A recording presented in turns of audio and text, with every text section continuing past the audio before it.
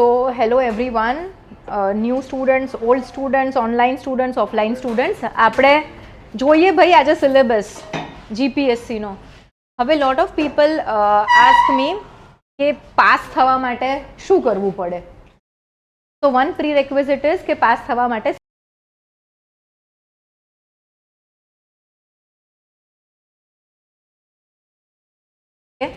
એ possible થાય ખરું. Print out જોડે જ રાખવાની. કેમ કે જો આપણને સિલેબસ જ નહીં ખબર હોય તો આપણે એની અંદરના ડિટેલ્ડના ટોપિક્સ કઈ રીતે ભણીશું. તો people who score better in GPSC or in class test એ લોકોએ સિલેબસ થરલી સમજી લીધો છે. વગર સિલેબસ કેવું થાય, આપણે જે રેફરન્સ બુક છે એ આપણી રીતે શું ઇમ્પોર્ટન્ટ શું ના ઇમ્પોર્ટન્ટ એવી રીતે વાંચ્યા કરીએ. પ્લસ પ્રીવિયસ યર ક્વેશ્ચન્સ આપણે જોઈએ તો આપણને ખબર પડે કે કયા ટોપિકમાંથી કયા ટાઈપના ક્વેશ્ચન્સ પૂછવામાં આવે છે. તો જો તમે આ બે વસ્તુ પ્રોપરલી જોડે રાખો અને પ્રોપર રિસોર્સિસ વાંચો તો સારા જ માર્ક્સ આવે, એમાં there is no doubt. History નહીં, સો સબ્જેક્ટ્સની જો આપણે વાત કરીએ તો હિસ્ટ્રી એન્ડ કલ્ચર સ્કૂલમાં આ બધું ભણેલા જ છે, પણ અત્યારે થોડુંક વધારે ડિફિકલ્ટ લાગે કારણ કે અત્યારે આપણે ઇન્સ્ટા જ ભણીએ છીએ એન્ડ 30 સેકન્ડ કન્ટેન્ટની જગ્યાએ લાંબો કન્ટેન્ટ આવે તો ઇનિશિયલી આપણા બ્રેનને કોમ્પ્રિહેન્ડ કરવામાં થોડીક તકલીફ પડે, પણ આવડી જાય એવું છે. Polity and constitution, maths and reasoning, economy, geography, science and technology, general knowledge and current events of regional, national and international importance.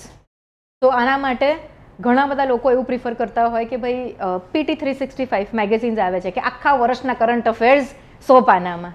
સૌથી પહેલાં તો આપણે બધું જ સાથે વાંચીએ તો આપણને યાદ પણ ના રહે અને એની અંદર બધા જ ન્યૂઝ કવર પણ ના થાય. But as a student I have also done that મારા ફર્સ્ટ અટેમ્પ્ટમાં કે આખું વર્ષ ના વાંચ્યું હોય, છેલ્લે વાંચવા બેસીએ તો શું કરીએ, આપણે શોર્ટકટ શોધીએ. બટ શોર્ટકટ જે છે તમને કોઈ દિવસ સક્સેસ નહીં આપે. હાર્ડ વર્ક જે છે એનું કોઈ જ પર્યાય વાંચી મતલબ કે ઓલ્ટરનેટ નથી. તો આ વસ્તુ કવર કરવા માટે આપણે શું કરવું પડે, રોજ જે ન્યૂઝપેપર વાંચવું પડે અને વાંચવાનું કેવી રીતે આપણને સમજણ પડવી જોઈએ કે આમાંથી ક્વેશ્ચન કઈ રીતે પૂછાશે, સિલેબસમાં આને કઈ રીતે આપણે અટેચ કરી શકાય. બરાબર છે. સો આના માટે આપણે રોજ જે 1 hour ધ હિન્દુના ક્લાસનું ડિસ્કશન કરીશું અને ધ હિન્દુ આપણે પ્રિલિમ્સ અને મેઇન્સ બંને પર્સપેક્ટિવથી ડિસ્કસ કરીશું. Plus today we will be starting geography, એટલે કે આપણે ભૂગોળથી ચાલુ કરીશું. General geography, earth in the solar system, motion of earth, concept of time, season, internal structure. So અહીંથી સ્ટાર્ટ કરીશું. તો બેઝિકલી જિયોગ્રાફી પત્તા તમને લોકોને ઘરે જતા વાદળ જોતા એવું લાગશે કે આ કયા ટાઈપના વાદળ છે, સિરસ છે, ક્યુમ્યુલોનિમ્બસ છે કે કયા પ્રકારનું વાદળ છે. પ્લસ વરસાદ કેમ આવ્યો, કેમ ખેંચાઈ ગયો, કેમ ઓછો પડ્યો, કેમ અત્યારે વધારે પડ્યો, તમને લોકોને બધાને આ બધી જ બાબતની બેઝિક અન્ડરસ્ટેન્ડિંગ આવી જશે. એન્ડ આપણે કોઈ પણ વસ્તુને વધારે સમજીએ તો life is more fun, right. મને તો બહુ મજા આવે છે આટલું બધું ભણ્યા પછી. તો let us gate started with today's the Hindu. ક્યાં ગયું? તો ઘણા બધા લોકો એવું પૂછતા હોય મને, જે લોકો એનરોલ્ડ છે એ લોકો નહીં, પણ જે લોકો ખાલી ગાઈડન્સ માટે ફોન કરે એ લોકો, કે ધ હિન્દુ ના વાંચીએ અને કોઈ પણ પ્રકારનું આપણે એના એડિટોરિયલનું ડિસ્કશન જોઈ લઈએ તો ચાલે. તો ઇફ ધ વર્ડ, ઇફ તમે જે સેન્ટન્સ પૂછો છો એની પાછળ જો ચાલે આવે તો જીપીએસસી એક્ઝામ પાસ ના કરીએ અને ઝાડ નીચે બેસીને સૂકો રોટલો અને મરચું ખાઈએ તો બી જીવન ચાલે. તો જ્યારે તમે પોતે આ ક્વેશ્ચન કોઈને કરો ને કે હું એનસીઆરટી ના વાંચું, સ્ટાન્ડર્ડ રેફરન્સ બુક ના વાંચું, પણ આ બુક વાંચું તો ચાલે, તો ત્યાં તમારે આન્સર પોતે લઈ લેવાનો કે ના ચાલે.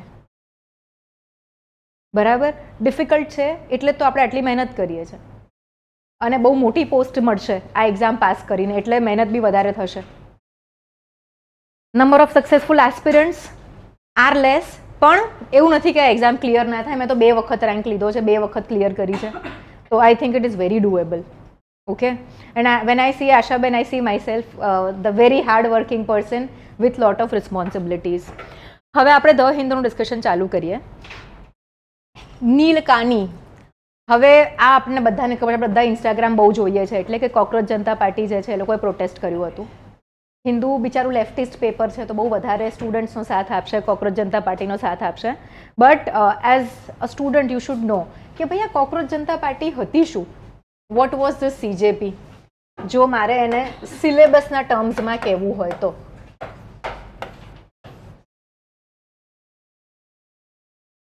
Cockroach Janata party, I would call this a pressure group.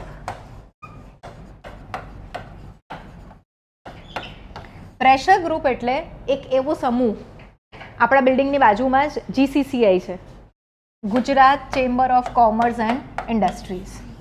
તો આ પણ એક પ્રકારના પ્રેશર ગ્રુપની જેમ કામ કરશે. ફોર એક્ઝામ્પલ, GST 3.0 આવી ગયા અને ટેક્સીસ બહુ જ વધારે વધી ગયા, તો કોણ વિરોધ પ્રદર્શન કરશે? GCCI.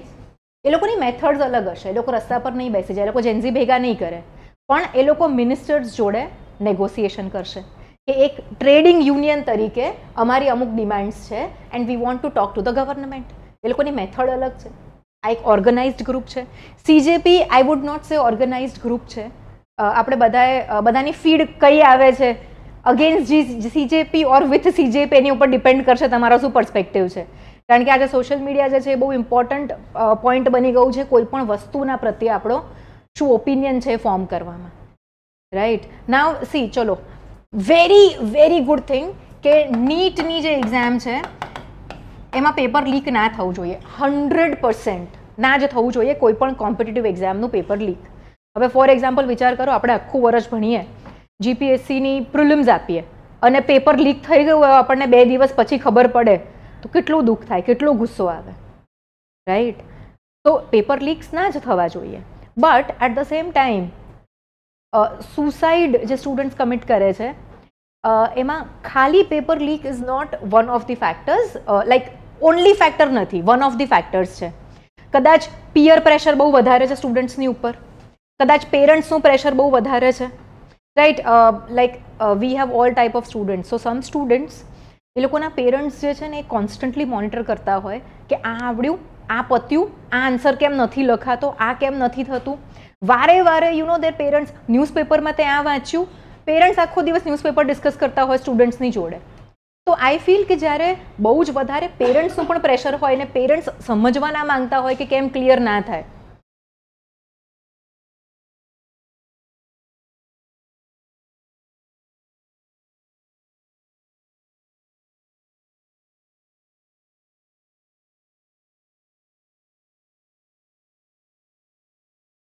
હમણાં જ મારા સનની છે ને યુનિટ ટેસ્ટ હતી. યુનિટ ટેસ્ટ એટલે 2 ચેપ્ટરની એક્ઝામ હોય તો 20 માર્ક્સની હોય, બરાબર? સો એ લઈને આવ્યો, મમ્મા મારો રિઝલ્ટ આવ્યો. એમ લાઈક કેટલા માર્ક્સ આવ્યા? So he said 17 marks. એમ લાઈક કેમ 17 જ આવ્યા? હાઈએસ્ટ કેટલા છે?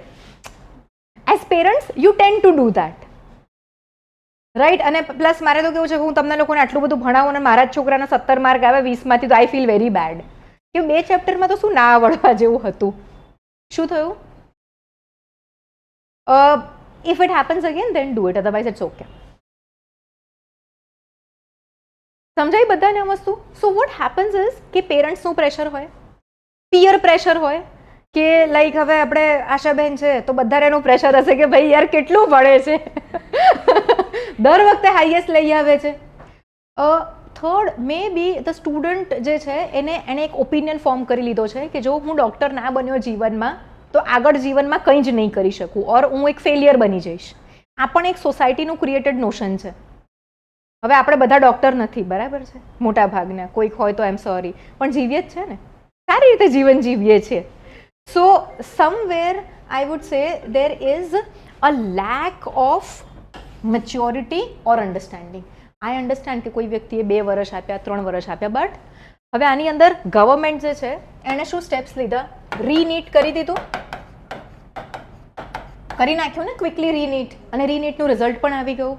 તો નાઉ ટેલ મી, જો તમે સિરિયસલી જીપીએસસી એક્ઝામની પ્રિપેરેશન કરી હોય અને આવી રીતનું કંઈક થાય અને ગવર્મેન્ટ તરત જ 15 દિવસમાં રી-એક્ઝામિનેશન કરી દે તો શું કરો તમે લોકો?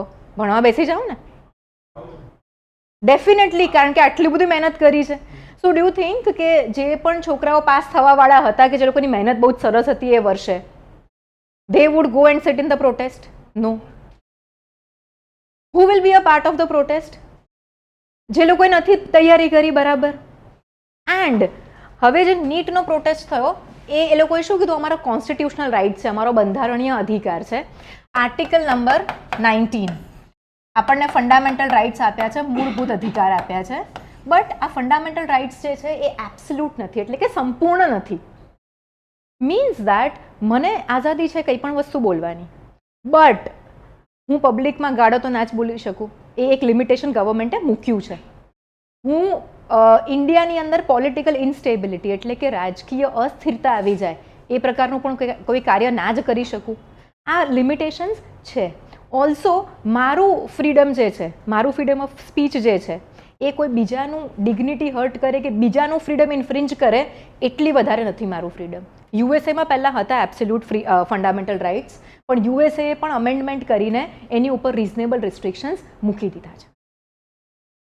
Right. So I think somewhere fundamental rights જે છે એનો મિસયુઝ થયો છે. જે લિમિટેડ કેપેસિટીમાં હોવા જોઈએ એ લિમિટેડ કેપેસિટીમાં નથી રહ્યા. એન્ડ અવર ફેવરેટ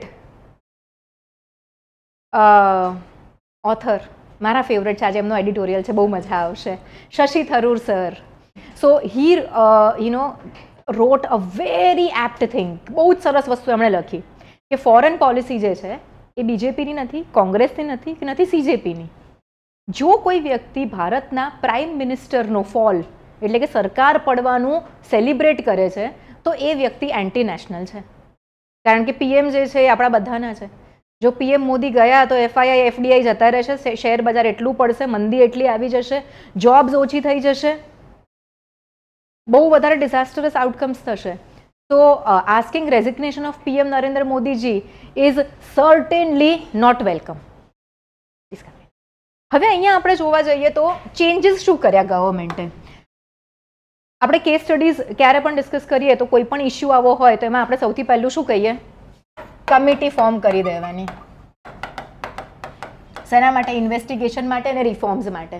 તો ગવર્મેન્ટે શું કર્યું? નંદન નીલકાની કમિટી ફોર્મ કરતી હતી. હવે નંદન નીલકાની કમિટી જે છે એ અમેઝિંગ કમિટી છે પહેલાં પણ. હવે કમિટી નંદન નીલકાની કમિટી કેમ કહેવાય છે? કારણ કે ચેરપર્સન છે નંદન નીલકાની. જે પણ ચેરમેન હોય એમના નામથી કમિટી ઓળખાય. બરાબર. મેમ્બર્સ પણ બધા બહુ જ એક્સપિરિયન્સવાળા એજ્યુકેટેડ આવશે, but he is heading it. Nandan નીલકાનીને 2019માં હેડ બનાવ્યા હતા digital payments.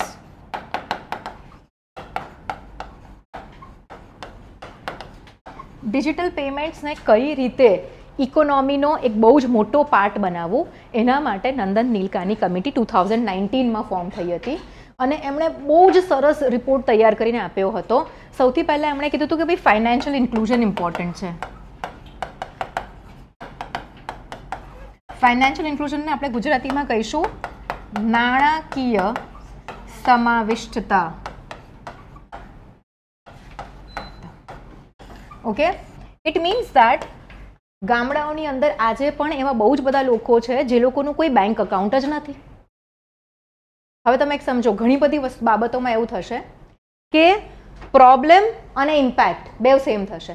Digital payments work નહીં કરે એવું આપણે વિચારતા હતા. કેમ? કારણ કે ફાઇનાન્શિયલ ઇન્ક્લુઝન, નાણાકીય સમાવિષ્ટતા નથી. પણ ડિજિટલ પેમેન્ટ્સ જો આપણે લઈ આવ્યા તો એનું રિઝલ્ટ શું આવશે? નાણાકીય સમાવિષ્ટતા. કે everybody will have sum sort of an account. અત્યારે બધાની પાસે જીપે છે. તમે કોઈ પણ જગ્યાએ જાઓ, કેશલેસ ટ્રાન્ઝેક્શન્સ ચાલી રહ્યા છે. આ પોવર્ટી જેવું છે. કોઈ વ્યક્તિ ગરીબ છે તો એનું એન્ડ રિઝલ્ટ પણ એ આવશે કે એ વ્યક્તિ ગરીબ જ રહેશે. તો this is like a cycle. હવે આ ફાઇનાન્શિયલ ઇન્ક્લુઝનને કેવી રીતે વધારવું? સિટીઝમાં અને રૂરલ એરિયાઝમાં, અર્બન અને રૂરલ એરિયા, ગામડાઓમાં અને શહેરમાં કેટલો મોટો ડિફરન્સ છે. જેન્ડર બેઝડ કે ભાઈ મહિલાઓ જે છે ગામડામાં બેંક અકાઉન્ટ નથી હોતા. તો મહિલાઓને કઈ રીતે આપણે આ ફોલ્ડમાં લાવીશું? એન્ડ અમેઝિંગ રિપોર્ટ બનાવ્યો હતો અને આઈ થિંક ડિજિટલ પેમેન્ટ્સ આજે સક્સેસફુલ છે બિકોઝ નંદન નીલકાની કમિટીએ બહુ જ સરસ રિપોર્ટ બનાવીને આપ્યો હતો આપણને. So now appointing Nandan Nilekani committee for exam reforms is a very good step from the government. બરાબર છે. બીજી વસ્તુ યાદ રાખી લો બધા, ગવર્મેન્ટ એક્ઝામ આપવાની છે આપણે. જો આપણે સપોઝ તમારે કોઈ કંપનીમાં જોબ જોઈતી હોય અને તમે એ કંપનીનું જ નેગેટિવ બોલીને આવો ઇન્ટરવ્યૂમાં તો તમને નહીં રાખે એ લોકો, હે ને? અને ગવર્મેન્ટમાં જ જોબ કરવી છે તો પાસ થયા પછી પણ સિવિલ સર્વિસ કોડ અંતર્ગત તમે ગવર્મેન્ટની આલોચના મતલબ કે ક્રિટિસાઇઝ નહીં કરી શકો ગવર્મેન્ટને. તો જો ટ્રુ ઓફિસર બનવું છે તો અત્યારથી જ એક પ્રો ગવર્મેન્ટ થોટ પ્રોસેસ અને એક ઓપિનિયન બનાવવાનું આપણે સ્ટાર્ટ કરી દેવું પડશે, રાઈટ? હવે આઈ એમ તો very against this Dharmendra Pradhanji's resignation. Sorry but I am. Why? એમનું રેઝિગ્નેશન આવી ગયું. Now they will ask resignation of another minister and the means are not fair. What is means and and?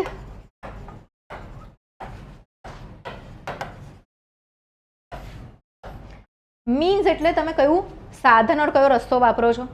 તમે લોકો બધા અહીંયા છો અત્યારે, ઇટ મીન્સ કે તમારે શું જોઈએ છે? ગવર્મેન્ટ એક્ઝામ પાસ કરવી છે. તો તમારા માટે આ ક્લાસીસ અટેન્ડ કરવા એક મીન્સ છે. To what end? Government job મળવી. અત્યારે આ લોકોએ શું કર્યું? વાયોલન્ટ પ્રોટેસ્ટ કર્યું, right? Now how can you disrespect the armed forces? ભાઈ તમે સેનાને કઈ રીતે ડિસરિસ્પેક્ટ કરી શકો? And how can you hit સેનાના પીપલ? તો બહુ જ બેકાર ટાઈપનો પ્રોટેસ્ટ હતો અકોર્ડિંગ ટુ મી. પણ ચલો એક બહુ મોટું ડિસ્ટર્બન્સ ક્રિએટ થઈ રહ્યું હતું, એને બંધ કરાવવા માટે ગવર્મેન્ટે ધર્મેન્દ્ર પ્રધાનજીનું રેઝિગ્નેશન આપી દીધું. બટ માસ્ટર કાર્ડ પ્લે કરી દીધું કે ભાઈ આરએસએસના લાઈફ ટાઈમ મેમ્બર અને એમનાથી પણ વધારે સ્ટ્રિક્ટ અને એમનાથી પણ વધારે આરએસએસ મેન્ટાલિટીવાળા પર્સનને મિનિસ્ટર બનાવી દીધા. So everybody is celebrating, not wrong, but I don't think they have a reason to celebrate. And NIA national investigation એજન્સીને ટાસ્ક આપ્યું છે કે એ બેસીને ઇન્વેસ્ટિગેટ કરે. Excuse me, yes sure. NIA ને ટાર્ગેટ આપ્યું છે કે ઇન્વેસ્ટિગેટ કરશે. NIA is like amazing. ક્યારે ફોર્મ થઈ હતી national investigation agency? Taj attack, તાજની ઉપર અટેક થયો તો તાજ હોટેલની ઉપર મુંબઈમાં ટેરરિસ્ટ અટેક. એના પછી નેશનલ ઇન્વેસ્ટિગેશન એજન્સી બનાવવામાં આવી હતી ટુ અવોઇડ સચ કાઇન્ડ ઓફ ફ્યુચર અટેક્સ. તો આપણી ઇન્ટેલિજન્સ એજન્સી છે હાઈએસ્ટ લેવલની.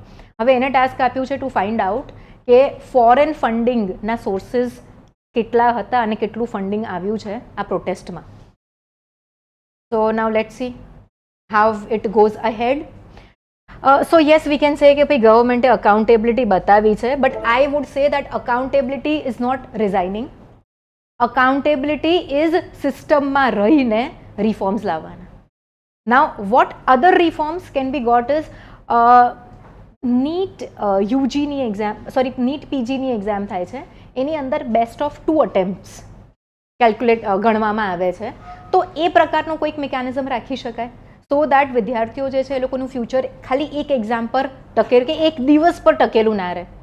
Because what can happen is like I know મારા સિનિયર છે ડેપ્યુટી કલેક્ટર, એ યુપીએસસીની મેન્સ લખી રહ્યા હતા, લાસ્ટ અટેમ્પ્ટ હતો એમનો, he was very well prepared, પણ એક્ઝામના દિવસે એમને 103 ફીવર હતો. તો ના એટલી તાકાત જ ના હોય કે તમે આખું પેપર કમ્પ્લીટ કરી શકો. So he missed his chance. So that can be done. Also, I would say that as the young people, not Gen Z, હવે તો exam I think Gen Alpha બધા પણ આવતા જ હશે આગળ. સો યંગ જનરેશન જે છે, બિકોઝ ઇન્ફોર્મેશનનું એક્સચેન્જ બહુ જ ફાસ્ટ થઈ ગયું છે, તો એના કારણે પેશન્સ લેવલ બહુ ઓછું થઈ ગયું છે. રાઈટ? ઇમેજિન કરો ખાલી એક વસ્તુ કે back in the 80s or 90s બધાના ઘરે ટેલિફોન પણ નહોતા.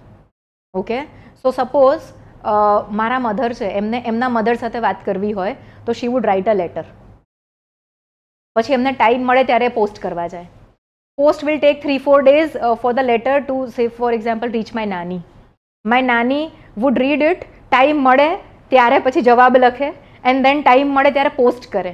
તો જસ્ટ 1 લેટરનો એક્સચેન્જ જે છે એ મિનિમમ 15 to 20 days લાગી જતું હતું. And right now, and that used to happen between husband and wife, boyfriend, girlfriend also, જે લોકો નજીક ના રહેતા હોય. And today, what is the scenario? A girl messaging a boy, શું કરે છે? નોટ પેલો સીન કરીને મૂકી દીધું ઓર વોટ એવર હેપન્ડ. હવે પેલો બિચારો છોકરો કામ કરી રહ્યો છે, કંઈક ઇમ્પોર્ટન્ટ વસ્તુમાં છે, કલાક પછી ફોન જોવે છે, તો 2 વાર બ્રેકઅપ બી કરી નાખ્યું હોય છોકરીએ, 2 વખત પેચઅપ બી કરી નાખ્યું હોય. So I am trying to say that our patience level is decreasing day by day. અને જેટલું પેશન્સ લેવલ આપણું ડિક્રીઝ થશે એટલા મેન્ટલ ડિસઓર્ડર્સ ક્રીપ ઇન થાય છે. હવે મેન્ટલ ડિસઓર્ડર્સનું રીઝન ખાલી આ વસ્તુ નથી. Like back when we were kids, I am sure ઘણા બધાના કિડ્સના પેરેન્ટ્સ હજી મોમ જે છે હાઉસ વાઇફ હશે, તો વી ઓલવેઝ હેડ સમવન ઘરે જઈએ ત્યારે વાત કરવા માટે એન્ડ ઓલ. અને અત્યારે શું ચાલી રહ્યું છે સોસાયટીમાં? સો તો nature of society is also changing. We are having working parents. Like હું પોતે વર્કિંગ છું, તો આઈ ડોન્ટ, મારા સવારે દિશાનો ક્લાસ હોય, ઇટ્સ 8 o'clock ક્લાસ, તો I reach office by 7 o'clock, તો માય કિડ ઇઝ સ્લીપિંગ. અહીંથી બધું કામ પતાવીને હું રાત્રે 8 o'clock ઘરે જાઉં, 8:30, 9 વોટ એવર ટાઈમિંગ, તો I get to see my kid for 1 hour a day. That too I am tired, I am annoyed. તો કિડ્સ જે છે એ લોકો અત્યારે બહુ જ વધારે, પ્લસ બધાને સિંગલ ચાઇલ્ડ થઈ ગયું મોટા ભાગના લોકોને. તો kids, they don't have anybody two share what they are going through. So lot of factors are there. So we have to bring in reforms in the education system, taking into consideration everything. Plus population વધી ગઈ તો competition વધી ગઈ, online education accessibility વધી, તો એના કારણે competition ઓર વધી ગઈ. અધરવાઇઝ એક ડિવાઈડ હતો કે અમુક લોકો પાસે એક્સેસિબિલિટી હતી, અમુક પાસે નથી, તો કોમ્પિટિશન ઓછા લોકોમાં હતી. But no, inclusiveness is important, accessibility આપવી જ પડે. તો એને એ ચક્કરમાં શું થઈ રહ્યું છે, કોમ્પિટિશન વધી રહી છે. નાવ ઇમેજિન, અત્યારે તો ક્લાસ 1, 2 જીપીએસસીના ફોર્મ્સ બહુ ઓછા ભરાય છે. લાઈક 75,000 ફોર્મ્સ ભરાયા હતા અને 58,000 લોકો એક્ઝામ આપવા ગયા હતા લાસ્ટ યર 2026 વાળી એક્ઝામ, જે રિઝલ્ટ નથી આવ્યું એનું પ્રિલિમ્સનું. In our time 2.5 lakh form ભરાતા હતા અને 1.25 લાખ લોકો એક્ઝામ આપવા જતા હતા. નાવ વાય લેસ પાર્ટિસિપેશન, જીપીએસસી એનો સિલેબસ યુપીએસસી સાથે અલાઇન કરી નાખ્યો છે, એટલે લોટ of people are scared. They feel કે એના કરતાં લોઅર લેવલની એક્ઝામ આપીને પ્રમોટ થઈ જઈશું, ક્યાં તો એક ફ્યુચર સિક્યોર કરીને પછી મોટી એક્ઝામ આપીશું. That is one thing how people think about it. તો અલગ અલગ રીઝન્સ છે. સો આની અંદર હવે this is all going below. If you have abused your fundamental right, તો તમારી સામે લીગલ એક્શન થવી જ જોઈએ. No one can stand and swear at our Prime Minister, I stand in solidarity with the Prime Minister. કોઈ એમનું અપમાન ના કરી શકે. It is equal to દેશનું અપમાન કરવું. You have grievances, તમે પ્રોપર ભાષામાં એને વ્યક્ત કરો. So I think action should be taken. Enough of this, let's go to other sector. હવે આની અંદર રિપોર્ટ આવશે, પછી we will have a lot more to discuss. બરાબર. હવે આની અંદર જોવા જઈએ તો ફેક્ટ્સ ઇન્સ્ટા પર ફરી જ રહ્યા છે, which are not important for our exam. કે ભાઈ 47 officers have been suspended in NTA. એનટીએના હેડનું પણ રેઝિગ્નેશન લઈ લીધું. પણ એક્ઝામ પર્સપેક્ટિવથી આ નંબર્સ કે આ ડેટા ઇમ્પોર્ટન્ટ નથી. No one is going to ask you કેટલા લોકોને સસ્પેન્ડ કર્યા. બટ આપણા માટે કઈ ઇન્ફોર્મેશન ઇમ્પોર્ટન્ટ છે? 47 પીપલ સસ્પેન્ડેડ, રાઈટ. સો અત્યારે જે આપણે ડિસ્કશન કર્યું ફ્રીડમ ઓફ સ્પીચનું, મીન્સ ટુ એન એન્ડનું, બરાબર, changing thoughts or changing tolerance in the society, all these things are more important to us for our exam. તો ન્યૂઝપેપર પણ રીડ કરીએ તો આપણે એને આપણે સિલેબસ સાથે હંમેશા રીકેલિબ્રેટ કરીને રીડ કરવું જોઈએ. અહીંયા આપણે જોઈએ Mirabai makes it golden day for India, Rishi Kanta clinches a silver. શેની વાત થાય છે? Commonwealth Games. ચલો હા, કોઈકની ઇન્સ્ટા ફીડ સારી છે. Such news is they spread on insta. તમારી ફીડ જો સારી હોય. સો ઘણા બધા લોકો મને પૂછે કે મેમ એક્ઝામની તૈયારી કરતી વખતે સોશિયલ મીડિયા અમે તો ડિલીટ કરી નાખ્યું છે. ડિલીટ નથી કરવાનું, એને સારી રીતે યુઝ કરવાનું છે. ઇન્સ્ટાગ્રામની ઉપર પીઆઈબી પ્રેસ ઇન્ફોર્મેશન બ્યુરોને ફોલો કરો, પીઆઈબી ફેક્ટ ચેકને ફોલો કરો, ministry of tourism, ministry of external affairs, આ પીએમ મોદી, આ બધા લોકોને ફોલો કરો. Gujarat tourism, Gujarat government, the Hindu newspaper, vision છે, સ્ટડી આઈક્યુ છે, આ બધી ઇન્સ્ટિટ્યૂટ્સને ફોલો કરો. શૂન્ય આઈએએસ તો શું થશે? Current affairs. યાર બીજાનું નામ લઉં તો આપણે તો લવું જ ને. So what will happen is કે તમને એક્ઝામ રેલેવન્ટ મટીરિયલ મળશે એન્ટરટેનમેન્ટના ફોર્મમાં, કે you will keep on looking at things which are important for exam. અને પેલી જે આપણા માટે ઇમ્પોર્ટન્ટ જ નથી એ રીલ્સ માઇનસ થઈ જશે. બિકોઝ આઈ થિંક ટ્રેન્ડ એવો છે કે all creators are making the same reels, ખાલી કેરેક્ટર્સ ચેન્જ થઈ જાય. Utter waste of time, meaningless. તો હવે બીજો ક્વેશ્ચન પૂછવા, કોમનવેલ્થ ગેમ્સ જે છે એ અત્યારે where are they held today? Where is it happening? ના, they are happening in Glasgow, Scotland, United Kingdom. So you are right, they are happening. હવે જુઓ, વિચાર કરો આપણે કેવા લોકો છે કે આપણે ત્યાંના લોકો ગોલ્ડ અને સિલ્વર લઈને આવે છે ને આપણને એ બી નથી ખબર. Now about this lovely lady, Mirabai. She has આમની હેટ્રિક છે. આ ત્રીજા વર્ષે she has got gold. Heavy lifting કરે છે. હવે એક્ઝામ આવી જાય, અમને આમનું નામ આપે કે કયા સ્પોર્ટ સાથે એસોસિએટેડ છે, તો 99% of the people won't be able to answer. And we have Rishikant, silver લીધું છે એમણે, સિલ્વર લાવ્યા છે. Sports is going to be very very important, કારણ કે રિસન્ટલી જે મન કી બાત આવ્યું એની અંદર પણ મોદીજીએ સ્પોર્ટ્સ કેટલું ઇમ્પોર્ટન્ટ છે યુથ માટે એની વાત કરી છે. કોમનવેલ્થ ગેમ્સ અમદાવાદમાં થઈ રહી છે, તો સ્પોર્ટ્સ તો બધા જ એંગલથી બહુ ઇમ્પોર્ટન્ટ છે. અને ઇન્ડિયા અત્યારે સૌથી વધારે પોપ્યુલસ કન્ટ્રી થઈને 2-4 મેડલ લઈને પાછું આવે છે. So we have to get proportionally medals પણ વધારે આવવા જોઈએ, ચાઇના જેટલા. What is the problem? Again the Indian society, parents. 12th સુધી બધા, 10th સુધી બધા નાના છે. 10 to 12 બહુ જ ભણવા બેસી જાઓ, કોલેજમાં મજા કરો, અને કોલેજ પછી તમે એડલ્ટ છો, તમારી જવાબદારી નિભાવો. સ્પોર્ટ્સ જે છે આમાં કશે વચ્ચે આવતું નથી, કે કેપેસિટી બિલ્ડિંગ જે છે નાનપણથી એ કશે આવતું જ નથી. It is also a part, પણ I don't see many boys taking part in sports professionally, right? જો પાર્ટિસિપેશન જોવા જઈએ તો I would say gender discrimination જોવા જઈએ તો પીટી ઉષા છે, મેરી કોમ છે બોક્સિંગમાં, then we have these Phogat sisters. તો બહુ બધી વિમેન છે સ્પોર્ટ્સમાં. Gender discrimination, I would say Indian society per se thinks that sports જે છે it is a waste of time. લાગે ને એવું? ઘરે એક વખત છે ને કહીને જોજો કે મેં એવું વિચાર્યું છે કે હું કોમનવેલ્થ જે અમદાવાદમાં થવાની છે ને એમાં મારે પાર્ટિસિપેટ કરવું છે. I want to pursue a sport. What do your parents tell you? તો we need to change that perspective of the society, અને ત્યારે જ સ્પોર્ટ્સમાં પાર્ટિસિપેશન વધશે. આ એક એંગલ થઈ ગયો. બીજો એંગલ થશે કે ગવર્મેન્ટ જે છે એને પણ એનેબલિંગ વસ્તુઓ કરવી પડશે. તો ખેલો ઇન્ડિયા ગેમ્સ અંતર્ગત સ્પોર્ટ કોમ્પ્લેક્સીસ બની રહ્યા છે, ઇક્વિપમેન્ટ્સ આવી રહ્યા છે, કોચિસ એ લોકો હાયર કરી રહ્યા છે. But is it accessible for everyone? No. Will take up sports some other day. Government wants seafarers about jobs in volatile Black Sea. હવે આ આર્ટિકલ આવ્યો તો આપણા માટે શું ઇમ્પોર્ટન્ટ છે આપણે જોઈએ. આપણા માટે હવે બ્લેક સી ઇમ્પોર્ટન્ટ થઈ ગયું, બરાબર? જિયોગ્રાફિકલ લોકેશન મેપિંગનો ક્વેશ્ચન આવી શકે બ્લેક સીમાંથી. તમે આ વર્ષે યુપીએસસી જોશો કે જીપીએસસી જોશો તો સ્ટ્રેટ ઓફ હોર્મુઝનો ક્વેશ્ચન હતો. કયા પર્સ્પેક્ટિવથી? મેપિંગ પર્સ્પેક્ટિવથી. તો મેપિંગ જે છે એ ઇમ્પોર્ટન્ટ રહેવાનું જ છે આપણી લાઈફમાં.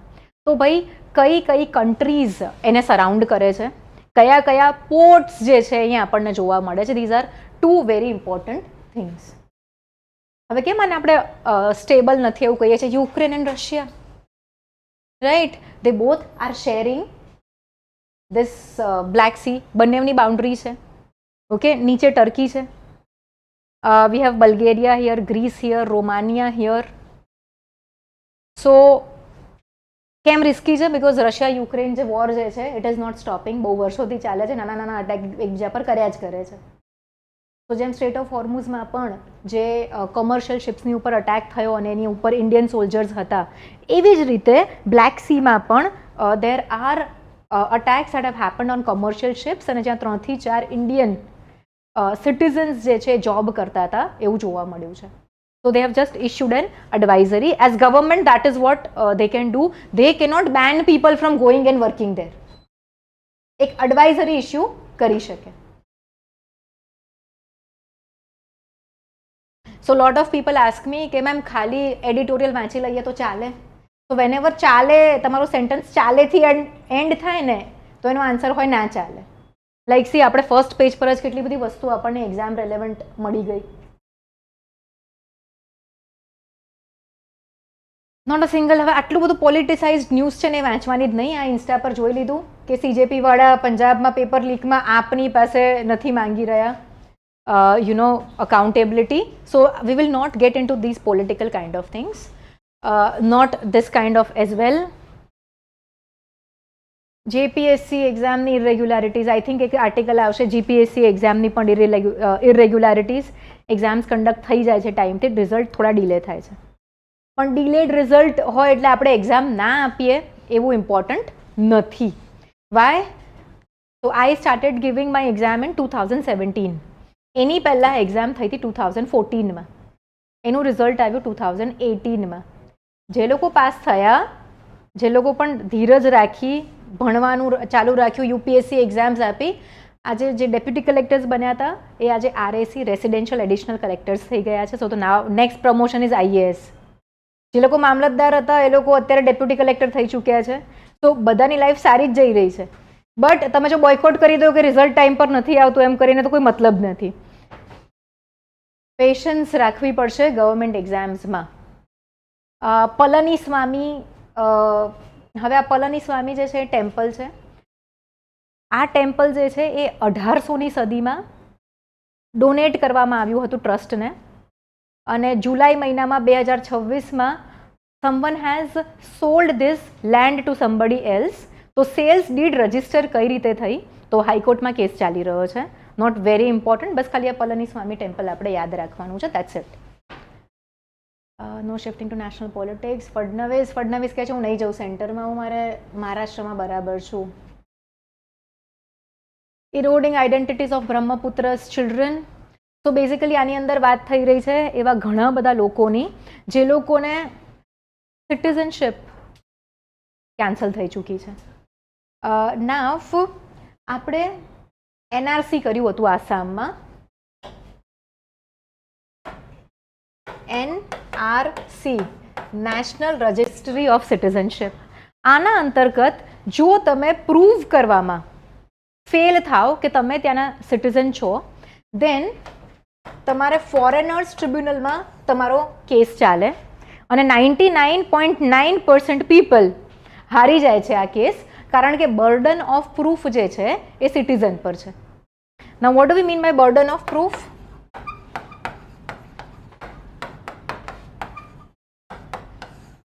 બહુ સિમ્પલ તમને એક્ઝામ્પલથી સમજાવું. ફોર એક્ઝામ્પલ, કોઈ વુમન છે એ જઈને તમારી સામે કેસ કરી દે છે that you assaulted her sexually. તો બર્ડન ઓફ પ્રૂફ કોની ઉપર છે? સામેવાળા વ્યક્તિની ઉપર. Woman does not need to prove. You have to prove that you did not assault her sexually. આને કહેવાય burden of proof. Atrocity act same thing. જેણે કમ્પ્લેન કરી છે એની ઉપર બર્ડન ઓફ પ્રૂફ નથી, સામેવાળા પર બર્ડન ઓફ પ્રૂફ છે કે આ નથી કર્યું મેં. તો જ્યારે સિટીઝનશિપની વાત આવે તો ફોરેનર્સ ટ્રિબ્યુનલની અંદર બર્ડન ઓફ પ્રૂફ જે છે એ સિટીઝનની ઉપર છે ટુ પ્રૂવ, અને જો એ પ્રોપર ડોક્યુમેન્ટ્સ ના આપી શકે તો એની સિટીઝનશિપ કેન્સલ થઈ જશે.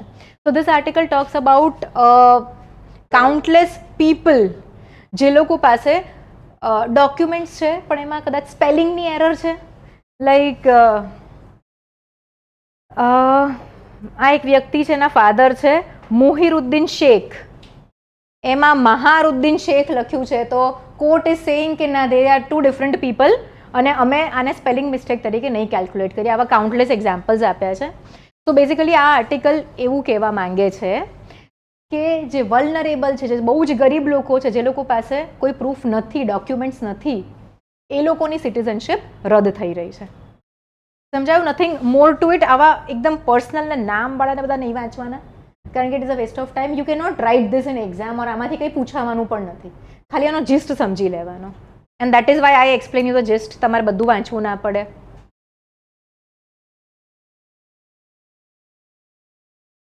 તમિલનાડુમાં fireworks unit. Tamil Nadu has been notoriously known ત્યાં આગળ જે ફટાકડા બને ને એના માટે. તો કેટલા લોકો ફટાકડા ફોડે? બધા? હું નાની હતી ત્યારે હું બહુ ફટાકડા ફોડતી હતી. હવે મને એવું લાગે છે કે ફટાકડા ફોડવા ઇઝ ઇક્વલ ટુ પૈસાને આગ લગાવી. So I think this is a part where you call yourself an adult, right? Parents જોડે એવું જ થાય કે આપણને એમ થાય કે બહુ ફટાકડા, એને પેરેન્ટ્સ આર ઓલવેઝ રિસ્ટ્રિક્ટિંગ, એને આટલા ઇનફ છે, આનાથી વધારે પૈસા નથી બાળવાના, કાઇન્ડ ઓફ અ થિંગ. સો શિવકાશી કેટલા લોકોએ સાંભળ્યું છે? Sivakasi is a firework brand, like premium quality fire crackers આવે. તો એ આખું એક ગામ હતું જેમાં ચિલ્ડ્રન, એલ્ડરલી, યુથ બધા જ ફટાકડા બનાવતા હતા હાથેથી. એન્ડ પછી ગવર્મેન્ટે ત્યાં આગળ ચાઇલ્ડ લેબર નાબૂદ કર્યું, એ લોકોને સ્ટોપ કર્યું. તો આ પણ એક એથિક્સના કેસ સ્ટડીમાં પૂછાયું હતું કે એવું કરવું જોઈએ કે ના કરવું જોઈએ. એમ્પ્લોયમેન્ટ બંધ થઈ ગઈ, ઘર કેમ ના ચાલશે બધાને? તો આ એક એકદમ ક્રિપ્ટિક હતો કેસ. So this happens. હવે કેવું થાય, આપણને જોઈતા હોય સસ્તા ફટાકડા, બધા જ લેબર લોઝ આ લોકો ફોલો કરવા જાય અને બધી જ ફોર્મેલિટીઝ ગવર્મેન્ટ પ્રમાણે કરે તો આપણને જે રેટ પર જોઈએ છે એ રેટ પર ના મળે. So I am not saying આ બરાબર છે, it is still illegal, but we as consumers need to understand કે if you are getting something for a cheaper rate than it should be, then there is some illegal things or irregularities behind it. ક્યાં તો forced labour, bonded labour હોઈ શકે એની પાછળ, ક્યાં તો child labourers હોઈ શકે. Two things can be at least behind those things. ક્યાં તો ઇલીગલી સોર્સ્ડ રો મટીરિયલ્સ હોઈ શકે, ક્વોલિટી ખરાબ હોઈ શકે, એ તો છે જ. સો ઓલવેઝ ડોન્ટ ગેટ એક્સાઇટેડ કે કોઈક વસ્તુ સસ્તામાં મળી છે. એક વસ્તુ યાદ રાખવાની, સસ્તા રોએ 12 બાર, મહેંગા રોએ 1 બાર, right? So what happens is, see it happens in clothes also, કે તમે સસ્તા કપડાં લીધા તો 2 વોશમાં એ લાઇટ થઈ ગયું, ફાટી ગયું. બટ ઇફ યુ બાય, અને આઈ એમ નોટ સેઇંગ કે બ્રાન્ડેડ એટલે તમે 25,000નું જીન્સ લો, બટ 200 રૂપિયાનું પણ ના લો. There is something called good quality without a brand tag. You can go for such kind of products, ethically sourced. One Kerala. હવે આ જો, આ વાંચીને શું કરવાનું, પણ બધાને વાંચવામાં આ જ બહુ મજા આવે કે શું થયું, બસ કેમ ટર્ન અરાઉન્ડ થઈ ગઈ, કેટલા લોકોને વાગ્યું. Kerala forest department maps elephants straying into human habitats fields. તો આ બહુ જ ઇમ્પોર્ટન્ટ છે. કર્ણાટકા પાસે ભારતની સૌથી વધારે પોપ્યુલેશન છે એલિફન્ટ્સની. Kerala also has a huge population. પણ કેરલા જો આપણે જોવા જઈએ તો ઇન્ફ્રાસ્ટ્રક્ચર ડેવલપમેન્ટ, માળખાકીય સુવિધાઓ બહુ ડેવલપ નથી થઈ, અને those people they prefer living with nature. અને આના કારણે ઘણી બધી વખત એલિફન્ટ અને હ્યુમન્સ, ક્યાં તો અલગ અલગ બીજા ટાઈપના એનિમલ્સ અને હ્યુમન્સની વચ્ચે કોન્ફ્લિક્ટ જોવા મળે છે. જેમ હમણાં આપણે અમદાવાદમાં થયું હતું, ઘૂમામાં દીપડો આવી ગયો, રાઈટ? સિટીમાં કેમ નથી આવતો? સિટી વિસ્તારમાં આવે છે દીપડો, નથી આવતો. કેમ? બિકોઝ જેમ જેમ પોપ્યુલેશન વધે છે, આપણે ડેવલપમેન્ટ એક્સપાન્ડ કરીને એ લોકોના ઝોનમાં એન્ક્રોચમેન્ટ કરીએ છીએ. એ લોકો આપણા વિસ્તારમાં નથી આવતા, આપણે એ લોકોના વિસ્તારમાં જઈએ છીએ basically. But we as human we feel we are entitled, આખી પૃથ્વી ખાલી આપણાની જ છે. So this is a very good initiative. કારણ કે ટાઈમ એન્ડ અગેન કેરલા, કર્ણાટકામાં એવા ઇશ્યુઝ જોવા મળતા હોય છે જ્યાં આગળ હ્યુમન એનિમલ કોન્ફ્લિક્ટમાં ક્યાં તો હ્યુમન મરી જાય, ક્યાં તો એલિફન્ટને આ લોકો મારી દે છે. 2 years પહેલાં બધાને ખ્યાલ હશે, પાઇનેપલમાં એક્સપ્લોઝિવ્સ નાખીને ખવડાવી દીધું હતું. દેટ એલિફન્ટ વોઝ પ્રેગ્નન્ટ અને બહુ જ મોટું ચાલ્યું હતું, અને આને યુપીએસસીમાં અને જીપીએસસીમાં બંનેમાં પૂછવામાં આવ્યું હતું. તો ધીસ ઇઝ હાઉ ન્યૂઝ. પણ એવું ના પૂછે કે શું ખવડાવ્યું હતું કે કઈ રીતે મરી ગયો. તો what UPSC asked was, GPSC similar lines પર ક્વેશ્ચન બનાવ્યો હતો. દેટ એલિફન્ટ છે તો 3 સ્ટેટમેન્ટ આપ્યા હતા. ધ ફર્સ્ટ સ્ટેટમેન્ટ વોઝ કે એલિફન્ટ છે એ લોકોનું જે ગ્રુપ હોય, ઝુંડ હોય, એનું લીડર એક ફિમેલ એલિફન્ટ હોય છે. Statement true. એલિફન્ટ જે છે એ કેટલા વર્ષો સુધી માતા બની શકે છે, બચ્ચું આપી શકે છે. અને ત્રીજું કે એ લોકોની લાઈફ સ્પેન કેટલો છે. તો if there is something in news, તો શું ન્યૂઝમાં છે, કેમ ન્યૂઝમાં છે, જાણવું ઇમ્પોર્ટન્ટ છે. પણ આપણે આપણા એક્ઝામ સાથે એને મેપ કરતા રહેવું પડે. તો આ અત્યારે નોટ અ હ્યુજ ઇશ્યુ. આવા પણ આ પણ આર્ટિકલ્સ એકદમ બેકાર છે આપણા માટે. ખાલી PRS લેજિસ્લેટિવમાંથી આપણે ડેટા લઈ લેવાનો કે ભાઈ કેટલા % MLA સામે સેક્સ્યુઅલ એબ્યુઝના ચાર્જ છે, વાત ત્યાં જ પતી ગઈ. કોની સામે શું ચાર્જ છે, કોણે શું કીધું, એ બધું વાંચવાનું જ નહીં. See again a political news, not important. Not important. Pradhan's exit is only the beginning, say youth at a victory rally. એક કામ કરો, બાયફર્કેટ કરી નાખો કન્ટ્રીને, ત્યારે જ આ લોકોને મજા આવશે. પંજાબને સેપરેટ કરી દો, નોર્થ ઇસ્ટને સેપરેટ કરી દો. અટર સ્ટુપિડિટી.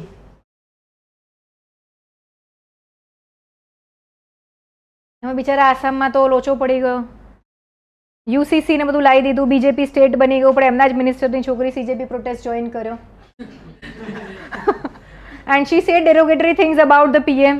So I think સૌથી પહેલા તો she has to be treated the same way people at Jantar Mantar are being treated. એની સામે FIR થઈ રહી છે લોકોની સામે. તો બધાને ઇક્વલ ટ્રીટમેન્ટ મળવી જોઈએ. I don't agree with this article. See, Bengali actor booked over derogatory poster on PM. Should be booked. BJP using unfair campaign practices ahead of Bankipur bypoll, says Prashant Kishore. હારે ગયેલા લોકો એમ જ કે સામેવાળા cheating કરે છે, right? Political narrative of by Gen Z, the reframing of it's too much about Jantar Mantar today.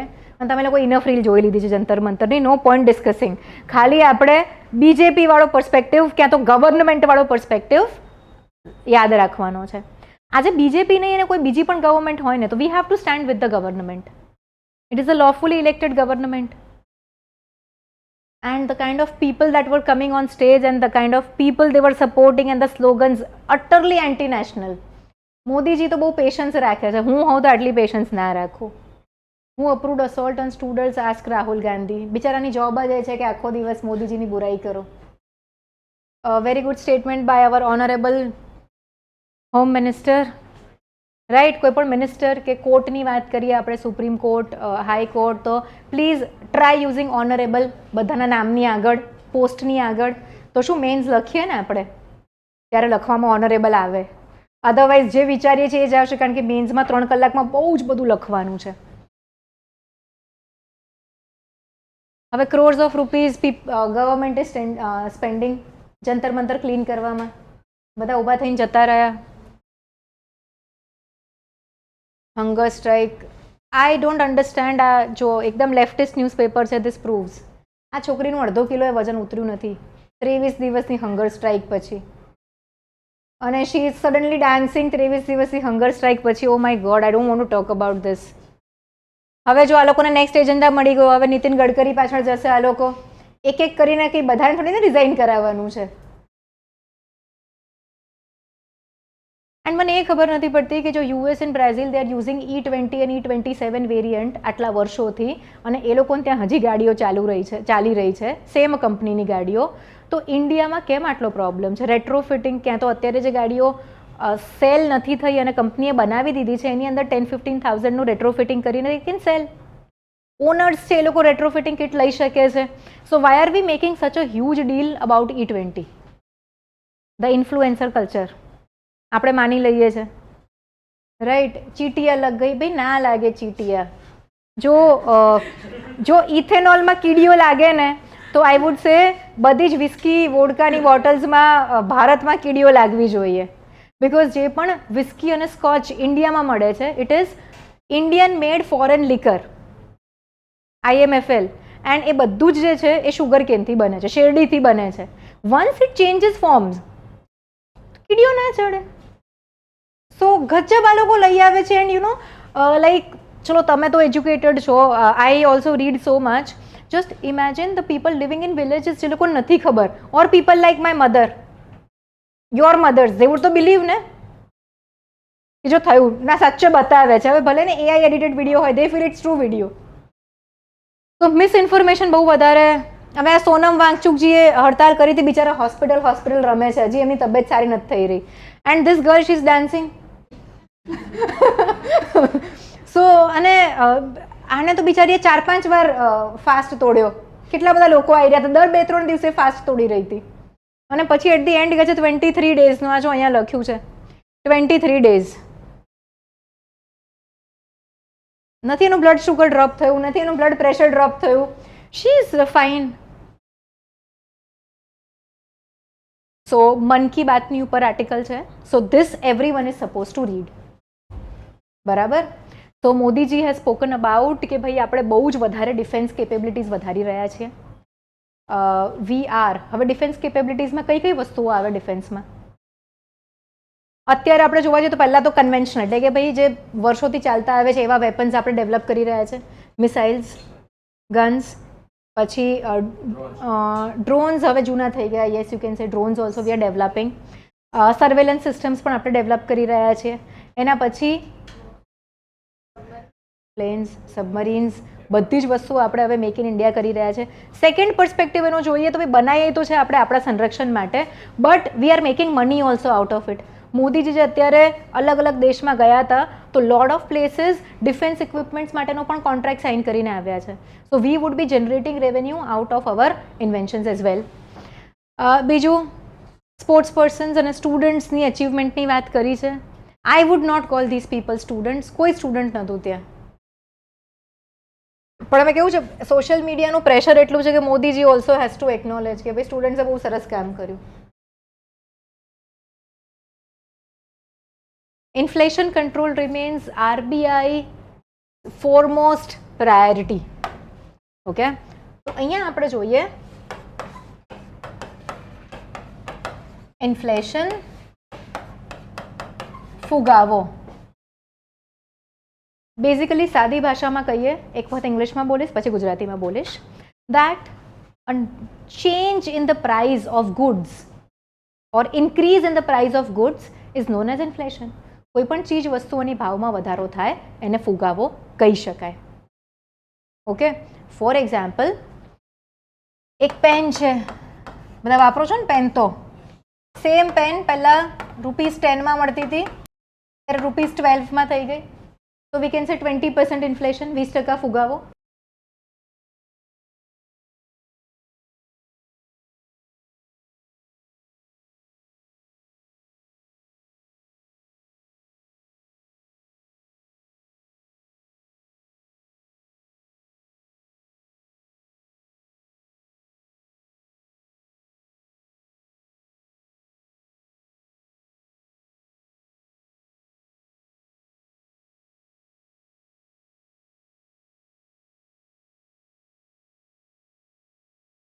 તો જો આપણે ડિમાન્ડ પુલ અને કોસ્ટ પુશ ઇન્ફ્લેશનની વાત કરીએ તો cost push inflation means what?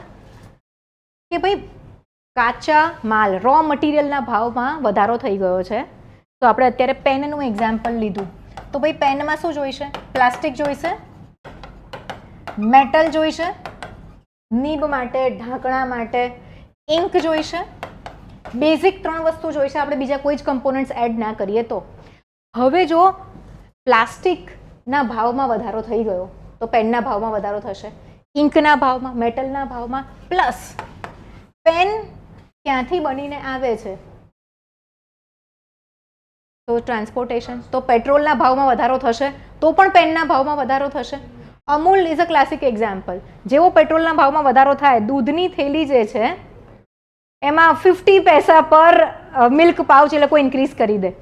કર્યું છે ને ઓબ્ઝર્વ? ઘરે પપ્પા મમ્મી વાત કરતા હશે, બધાના ઘરે આ ચર્ચા, મારા ઘરે બી હોય કે 8 આના વધારી દીધા.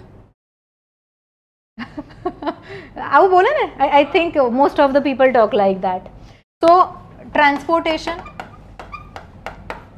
હવે આ તો અંદર જ પેન બનતી હોય, તો જો આપણે મિત્સુબિશી પેનની વાત કરીએ છીએ જે આપણે જાપાનથી ઇમ્પોર્ટ કરીએ છીએ, તો ભાઈ જાપાન અને આપણી વચ્ચે જે કરાર થયેલા છે એમાં કંઈક લોચો પડી ગયો અને જાપાને આપણી ઉપર ટેરિફ લગાવી દીધા તો પણ થઈ શકે. તો કોસ્ટના કારણે ભાવ વધી રહ્યો છે. ડિમાન્ડ પુલ ઇન્ફ્લેશનની જો આપણે વાત કરીએ તો ભાઈ કોઈ વસ્તુની ડિમાન્ડ બહુ વધી રહી છે ક્યાં તો ઘટી રહી છે. વધી રહી હશે તો પણ એનો ભાવ વધી જશે. એક્ઝામ્પલ,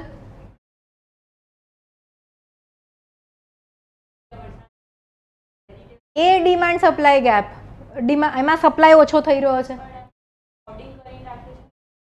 બેટા હોર્ડિંગ મોન્સૂનમાં ના થાય વેજીટેબલ્સનું, ભેજ વધારે હોય એટલે ખરાબ થઈ જાય. તો મોન્સૂનમાં વેજીટેબલ તમે જોશો તો લગ્ન સિઝન વખતે gold rate will increase, mining cost same છે, ટ્રાન્સપોર્ટેશન કોસ્ટ સેમ છે, પણ ડિમાન્ડ ઇન્ક્રીઝ થઈ ગઈ છે હે ને. બધાને લગ્નમાં સોનું લેવું હોય, સેટ કરાવવો હોય, આ કરવું હોય, તે કરવું હોય, સો ડિમાન્ડ વધી ગઈ છે, તો આપણને માર્જિનલ ઇન્ક્રીઝ જોવા મળશે. ડિમાન્ડ સપ્લાય ગેપમાં પણ આ થશે કે સે ફોર એક્ઝામ્પલ અત્યારે તમે કોથમીર લેવા જશો, ધાણા, કોરિએન્ડર, શ્યોર બધાની મમ્મી મોકલતી જ હશે, તો ઇટ ઇઝ આઈ થિંક 400 રૂપિયે કિલો થઈ ગઈ છે કોથમીર. એન્ડ જો તમે કોઈક બીજી સિઝનમાં લેવા જાઓ વિન્ટરમાં તો 40 રૂપિયે કિલો મળશે. કેટલો ડિફરન્સ છે? તો અત્યારે કેનાય છે 40 થી 400, તો ઇન્ફ્લેશન કહેવાય આને. યસ. કેમ? કારણ કે ટ્રાન્સપોર્ટેશનની અંદર પલળી જાય, માલ ખરાબ થઈ જાય, તો અહીંયા આગળ સપ્લાયમાં શોર્ટેજ થઈ જાય છે અને ડિમાન્ડ તો એટલી જ રહેવાની, ઘરમાં જેટલી કોથમીર જોઈએ એટલી તો જોઈવાની જ છે. તો ધીઝ આર ધ રીઝન્સ. આ આપણે ઇકોનોમી ભણીશું ત્યારે ઓર ડિટેલમાં ભણીશું, એનો કર્વ ભણીશું, ઓલ ધોઝ થિંગ્સ. અને કોણ આને કંટ્રોલ કરશે? આરબીઆઈના ગવર્નર. હવે આરબીઆઈના ગવર્નર કઈ રીતે આને કંટ્રોલ કરી શકે?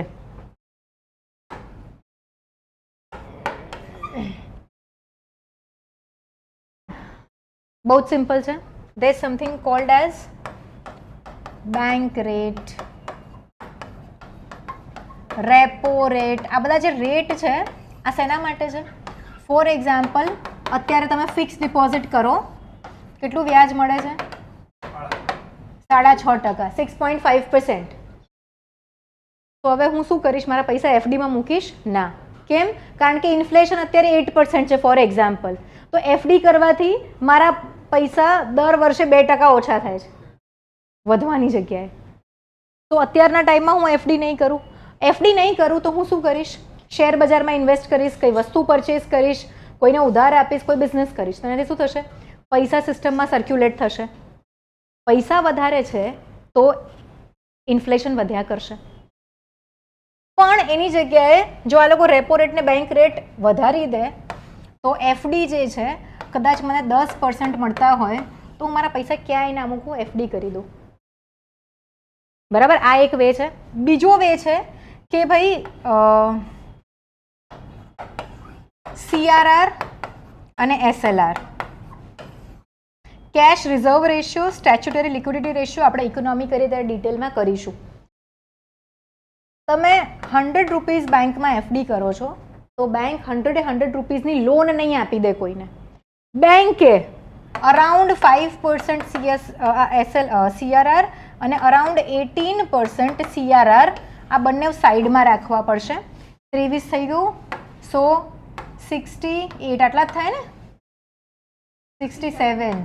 67 રૂપીઝ જ બેંક લેન્ડ કરી શકશે.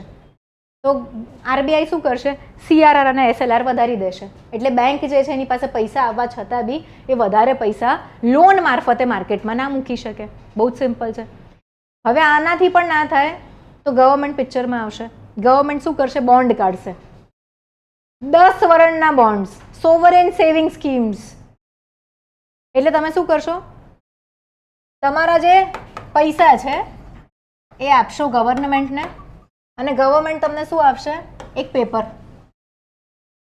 એ પેપર તમારે 10 વર્ષ પછી ગવર્મેન્ટ પાસે લઈને જવાનું તો ગવર્મેન્ટ તમને પૈસા પાછા આપશે. તો આ લોંગ ટર્મ સોલ્યુશન થઈ ગયું ઇન્ફ્લેશનનું.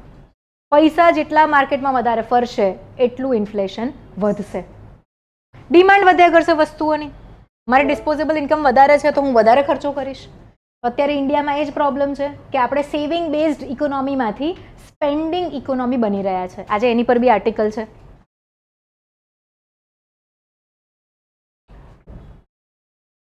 ક્યુ ડેંગા, પ્લીઝ લખી કાઢો. આ ડેન્ગ્યુની વેક્સિન છે, જાપાન મેન્યુફેક્ચર કરે છે આને. ઇન્ડિયન ઓથોરિટી એને અપ્રુવલ આપ્યું છે. તો ઇન્ડિયાની અંદર પહેલી વખત ડેન્ગ્યુની માટે એક વેક્સિન આવી છે. હવે આ વેક્સિન કઈ રીતે કામ કરશે? બહુ સિમ્પલ હોય આનું કામકાજ. તમારી બોડીની અંદર, આપણી બોડી કઈ રીતે કામ કરે છે? આપણી બોડીમાં જે WBC છે, વ્હાઇટ બ્લડ સેલ, એમાંના એક ટાઈપ છે T cells. T for tiger. તમારી બોડીમાં કોઈ પણ પ્રકારનું ઇન્ફેક્શન થાય તો આ ટી સેલ્સ જે છે એની સામે લડવા માટેની એન્ટીબોડીઝ બનાવે અને એને ફાઇટ કરે. બટ હિયર હવે આ ઘણા ટાઈપના હોય. એક કે ઇનએક્ટિવ વાયરસ હોય, એટલે કે બે વાયરસને તમે કિલ કરી નાખ્યો છે, એ તમને હાર્મફુલ ના થઈ શકે. બીજું એક ટાઈપ હોય જેની અંદર તમે વાયરસને વીક કરી નાખ્યો છે, કે વાયરસ મરી નથી ગયો પણ વીક ફોર્મ્સ જે છે વાયરસના તમારી બોડીમાં જશે. ફોર એક્ઝામ્પલ, નાના છોકરાઓને આપણે ત્રિગુણી વેક્સિન આપીએ છીએ. ટીકો ત્રિગુણી, નાનું બાળક જન્મે ને એટલે બીજા કે ત્રીજા દિવસે આપે છે. બીજા દિવસે નહીં, આઈ થિંક મહિનાની અંદર આપવાની, હા મહિને દોઢ મહિને આપવાની હોય છે. એનાથી શું થાય, બાળકને બહુ જ તાવ આવે. એક એવી છે લાઈવ એન્યુએટેડ, એટલે કે ભાઈ વીકન્ડ વાયરસ છે. એ વાયરસ બાળકના બોડીમાં જશે, ટી સેલ્સ એની સામેની એન્ટીબોડીઝ બનાવશે. હવે એ એક્શન કરવા માટે બોડીનું ટેમ્પરેચર રેઝ કરવું પડે, અને ડૉક્ટર કહે કે તાવ ના આવ્યો ને એનો મતલબ એમ કે વેક્સિને કામ નથી કર્યું, ફરી અપાવી પડે. અને પછી આ જે એન્ટીબોડીઝ બનશે ટી સેલ્સથી, એ લાઈફ ટાઈમ બાળકના બોડીમાં રહેશે. તો જ્યારે પણ એ પ્રકારના વાયરસનું ઇન્ફેક્શન થશે તો આ બોડીઝ એની સામે લડી શકશે. હવે આની અંદર કેસ એવો છે કે ભાઈ ડેન્ગ્યુના 4 વેરિયન્ટ છે વાયરસના, DNV 1, 2, 3, 4. તો આ જે વેક્સિન છે અને 3 અને 4ની સામે અસરકારક નથી. ઓલ્સો જે ડેન્ગ્યુ 3 જે છે, થર્ડ વેરિયન્ટ, એ તો જેને ડેન્ગ્યુ નથી થયો ને કોઈ દિવસ જીવનમાં, એ આ વેક્સિન લે ને તો એને એ ડેન્ગ્યુ થશે, પછી એ ઇમ્યુનિટી ડેવલપ કરશે, એ રીતનું થશે. અને ડેન્ગ્યુ 4 ટાઈપનો જે વેરિયન્ટ છે એની સામે તો બહુ લિમિટેડ પ્રોટેક્શન છે, કારણ કે ટ્રાયલ્સની અંદર આને એટલું ટાઈપ 4ના કેસીસ આ લોકોએ ટ્રાય કર્યા જ નથી. સો લેટ્સ સી કેમનું રહે છે. ફ્રેસ્કો, આ પેઇન્ટિંગની નીચે એક વર્ડ વપરાયો છે, ફ્રેસ્કો. What is fresco? હે ભગવાન, અજંતાની કેવ્સમાં, એલોરાની કેવ્સમાં ભારતના જે પણ બહુ જ જૂના મ્યુરાલ્સ છે, મ્યુરાલ્સ એટલે ભીંતચિત્ર, મોટા પેઇન્ટિંગ્સ, એ બધા ફ્રેસ્કો ટેકનિકથી બન્યા છે. ફ્રેસ્કો ટેકનિક એટલે એની અંદર રાઈસ હસ્ક, એટલે કે ડાંગરના જે છોડા હોય એ, પછી આપણે કાવડંક, આ મિક્સ કરીને એક લેયર બનાવવામાં આવે લીપણ જેવું. એની ઉપર લાઇમ પ્લાસ્ટર કરવામાં આવે. પછી એની ઉપર અજંતામાં બ્લેક કલરનો, કે જૂના પેઇન્ટિંગ્સમાં બ્લેકનો યુઝ નથી જોવા મળતો, રેડ કલરથી એ લોકો ડ્રો કરશે. અને ડ્રો અને કલર કર્યા પછી એની ઉપર પાણી છાંટ્યા કરશે કોન્સ્ટન્ટલી, અને ભીનું રાખશે થોડા ટાઈમ સુધી. આનાથી શું થશે કે હમણાં જ પેઇન્ટિંગ કર્યું છે એ ટાઈપની એક ઇફેક્ટ આ પેઇન્ટિંગમાં આવશે. તો ફ્રેસ્કો. ડ્યુકો જે છે એ ઓઇલ પેઇન્ટિંગના ટાઈપ છે. યુરોપમાં જે તમને હિસ્ટોરિકલ પેઇન્ટિંગ્સ જોવા મળશે એ બધા ડ્યુકો ટાઈપના છે. In India we had fresco, Europe had duco. તો ભાઈ આ લોકો ફ્રેસ્કો પેઇન્ટિંગ જે છે એના પિગમેન્ટ્સ ને બધું, મટીરિયલ કોમ્પોઝિશન ને કન્ડિશન ને બધું ચેક કરી રહ્યા છે. તો આપણા માટે આ પિક્ચરમાંથી ફ્રેસ્કો વર્ડ ઇઝ ઇમ્પોર્ટન્ટ. એક્ઝામમાં, મેન્સમાં, પ્રિલિમ્સમાં બંનેમાં ફ્રેસ્કો પૂછાઈ શકે. ડુ નોટ, અને આ આર્ટિકલ પણ કમ્પલસરી વાંચવાનો છે, અમેઝિંગલી રિટર્ન આર્ટિકલ છે. When was this vaccine started? એટલે ઇન્ડિયામાં તો હવે જ સ્ટાર્ટ કરવાની છે. Polio vaccine is also an example of live attenuated virus, કે લાખમાંથી એક કિડને પોલિયો થાય, વેક્સિન લીધા પછી હોય નહીં. એ જે 2 બૂંદ પોલિયો કે પીધા પછી બહુ જ ઓછા ને થાય, પણ થાય ખરો એ. તો Shashi Tharoorji makes an amazing point here. Shashi Tharoorji અહીંયા કહે છે કે ભાઈ ઇન્ડિયા જે છે એ યુએસ ને ચાઇનાની વચ્ચે ફસાઈ ગયું છે. યુએસએ આપણને જે પણ પ્રેફરન્શિયલ ટ્રીટમેન્ટ મળતી હતી ડેવલપિંગ કન્ટ્રી તરીકે, એ કેન્સલ કરી દીધી છે. કેમ? કારણ કે આપણે ટોપ 5 ઇકોનોમીઝ ઓફ ધ વર્લ્ડની નજીક આવી ગયા છે. ટોપમાં આવીને પછી 6 પર જતા રહ્યા આપણે. તો હી સેઇંગ કે આટલા મોટા નેશનને જરૂર નથી. પણ જો આપણે પર કેપિટા, માથા દીઠ આવકની વાત કરીએ, પર પર્સન, તો ઇન્ડિયા જે છે એ લોઅર ઇન્કમ કન્ટ્રીઝમાં આવે છે. તો what USA has done is કે ભાઈ આપણને પ્રેફરન્શિયલ ટ્રીટમેન્ટ નથી આપી અને 10% ટેરિફ આપણી ઉપર લગાવી દીધું છે. હવે ઇન્ડિયાની સિચ્યુએશન એવી છે કે રો મટીરિયલ્સ, ફોર એક્ઝામ્પલ આપણે ફાર્માસ્યુટિકલ જે મેડિસિન્સ છે એના લાર્જેસ્ટ પ્રોડ્યુસર છીએ, જેનરિક મેડિસિન્સ. હવે કોઈ પણ મેડિસિન હોય એમાં દવા, સપોઝ પેરાસિટેમોલ છે 500 mg, લો છો ને, બધાએ લીધી હશે. હવે તમે વિચાર કરો, ગોળી આટલી મોટી છે, ટીકડો 500 mg જ અંદર પેરાસિટામોલ છે, તો ફિલર આઇટમ્સ. અને જે પેરાસિટામોલ છે it is active pharmaceutical ingredient. તો આજે એપીઆઈઝ, ફિલર્સ, આ બધું જ છે એ આપણે ચાઇનાથી ઇમ્પોર્ટ કરીએ છીએ. અને ત્યારે આપણે નંબર 1 બની શકીએ છીએ ગ્લોબલ સ્ટેજ પર. ઘણી બધી મશીનરી, આજે મોટા મોટા ઇન્ડસ્ટ્રીઝ ચાલે છે, એની મોટા ભાગની મશીનરીઝ, પ્રિન્ટિંગ હોય, મેન્યુફેક્ચરિંગ હોય, આ બધાની મશીનરીઝ આવે છે ચાઇનાથી. ઓકે, ઘણી બધી વસ્તુઓની ઉપર આપણે ચાઇનાની ઉપર ડિપેન્ડન્ટ છીએ. તો ચાઇનાને આપણે એકદમ જ કટ ઓફ નહીં કરી શકાય. આ આપણું મેન્યુફેક્ચરિંગ સાઇડનું ઇશ્યુ છે. પણ ચાઇના જે છે, I am sorry to use this word, પણ બહુ લુચ્ચું છે. કેમ? આપણી જોડે અરુણાચલ પ્રદેશ પર ફાઇટ કરે છે, લડાખ માટે ફાઇટ કરે છે. ઓલ્સો ડોકલામ ઇશ્યુ થયો હતો 4 વર્ષ પહેલાં, જ્યાં આગળ એ લોકોના આપણા સોલ્જર્સે સ્ટેન્ડ ઓફ કર્યું હતું. વોર નથી થઈ, આપણે એક વખત વોર કરી ચૂક્યા છે.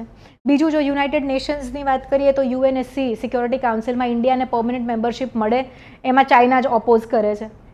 ન્યુક્લિયર સપ્લાયર્સ ગ્રુપમાં ઇન્ડિયાની મેમ્બરશિપને પણ ચાઇનાએ બહુ જ ઓપોઝ કર્યું.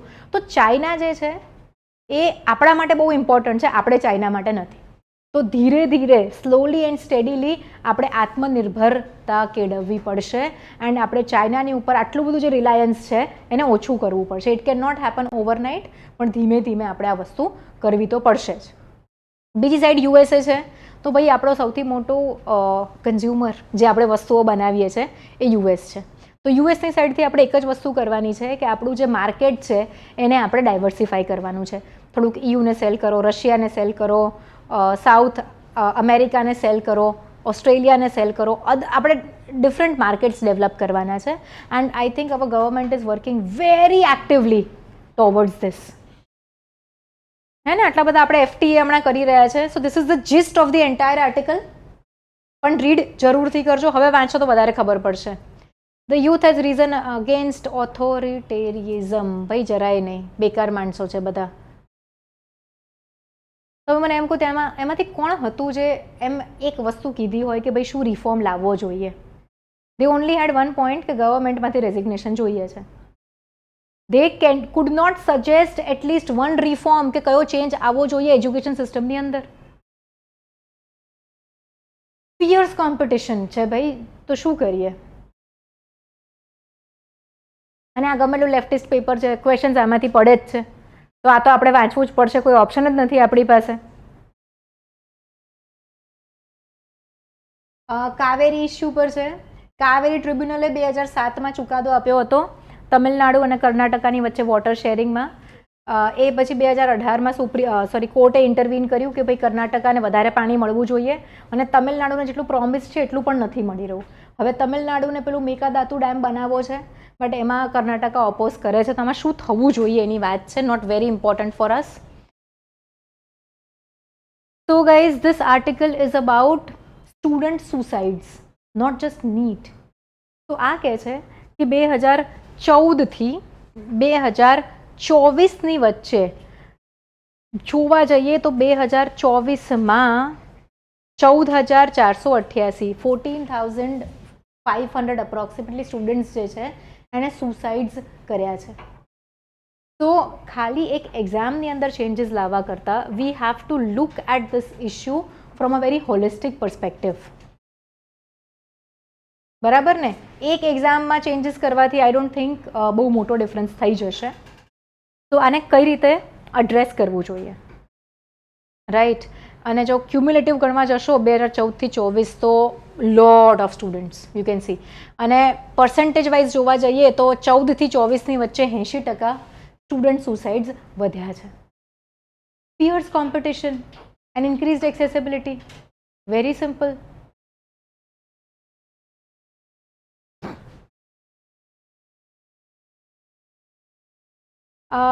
નાઉ સી, અન્ડરસ્ટેન્ડ ધીસ ગ્રાફ. બહુ જ સરસ કહે છે. Less than 57% of those registered made it to the pool of qualified candidates. NEETમાં હવે obviously the number of seats are limited. Fierce competition છે, તો જેટલા લોકો એક્ઝામ આપે છે બધા તો પાસ નથી થઈ જવાના. નહીં તો કેવું થઈ જાય કે આઈ want to become a doctor, so I will become one. મારો સ્કિલ સેટ, મારું એક્યુમેન, મારી કોગ્નિટિવ એબિલિટીઝ, એ બધું કોઈ ટેસ્ટ જ નથી કરતું. So I think we need to understand that લાઈફને થોડીક સ્લોલી લેવી જોઈએ અકોર્ડિંગ ટુ મી. આપણે આગળ વાત કરી કે ભાઈ parents, piers, the Indian society, the education system, આ બધાએ સાથે કામ કરવું પડશે. રાઈટ. ફોર એક્ઝામ્પલ જીપીએસસીમાં પણ એવું થતું હોય છે that people commit suicide. Result late આવે કે એક્ઝામનું પેપર લીક થઈ જાય તો lot of people do that. Now just tell me one thing કે એક્ઝામ ક્લિયર ના થઈ તો શું લાઈફ પતી જવાની છે? ના. I have cleared the exam twice and I have not joined. I'm still living.